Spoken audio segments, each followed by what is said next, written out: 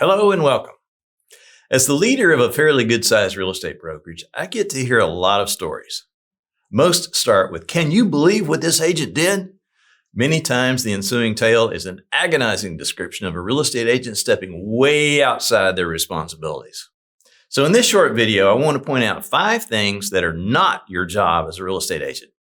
As the saying goes, the road to hell is paved with good intentions, and most agents who get into trouble found themselves there because they were just trying to help, which is fine. But the key here is knowing when to stop. You want to help your client, but at a certain point, it moves from helping to taking on increased legal liability. And that's the danger zone. So here they are. Number 1, you are not a home inspector. Even if you have a contractor license, advising a client on such things as the remaining useful life of a roof or the HVAC system are discussions that can lead to trouble. Rendering an opinion on watermarks on the basement wall, for example, is an area that is outside your specific expertise. When asked, "I don't know," is a completely acceptable answer, and it doesn't make you look incompetent. Your answer should be, "I don't know, but I know some good home inspectors who can advise us." Keep a list of home inspectors handy, and if the client refuses to have an inspection done, have them sign a document that says they refused. Number 2, you are not a lender. The mortgage world has changed and is continuing to change rapidly, and I'm not just talking about rates. Fannie Mae and Freddie Mac are constantly revising their guidelines, and even with that, individual lenders are always adjusting their terms and requirements. Since you are not being updated daily directly from the root source like a loan officer is, you have no way of knowing what may have changed from one day to the next. Hopefully, you have the good sense to require the buyer to gain pre-approval from a good lender before you even put them in the car. If not, stop right now and do that. But keep in mind, during the entire process, all lending-related questions should be referred back to that loan officer. Number 3, you are not a fortune teller. There is no possible way for you to know with certainty what the future value of a property will be. There just isn't. Sure, you have comps and market history, and you can and should help that client make an informed estimate. As with all investments, past performance is no guarantee of future success. Guarantee is the operative word here. Presenting market data is important, and you should do that. What you need to stay away from is making promises of future gain.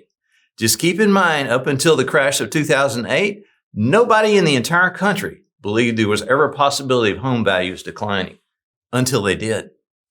Even casual comments along the lines of, "You'll sell this home in a few years and see X profit," are very dangerous. You have no way of knowing the economic conditions that will exist between now and then. But if you said it, that client may come back on you later with a claim that their decision was based on your expert comments. Number 4, you are not an attorney. So stop rendering opinions like you are, and for heaven's sake, stop trying to create complicated legal-sounding jargon to insert in the purchase offer or counteroffer. It doesn't make you look smart and can have serious, damaging consequences on both you and your client. If your client has a legal question, refer them to an attorney. If your client has specific verbiage they want to include in an offer, have them engage an attorney to create that language first. The test in contract language is if a 10-year-old could misunderstand the intent, hire an attorney. What you write in an offer or counteroffer is a big deal, so always use plain and clear language. Never overcomplicate and never advise on legal matters. Finally, number 5, you are not their pastor or life coach. Sometimes we see agents get in the middle of disputes where they have no business being except that they either took sides or tried to be a mediator trying to save their commission. This is especially possible in a society that's seen so much angst and anger arise over the last couple of years. Not all disagreements are dangerously contentious, but many are, and you simply cannot win by getting between 2 parties who are intent on flogging each other. Always keep it professional and rise above the argument. Know the red flags. When you see it coming, step aside and stay focused on the task at hand, which is the transaction.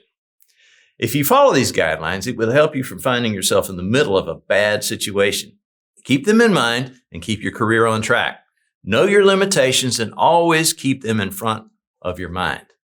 I hope you found this information helpful. If so, give us a thumbs up and the like button below. And be sure to subscribe to the Benchmark YouTube channel for more great content from our crew of experienced brokers.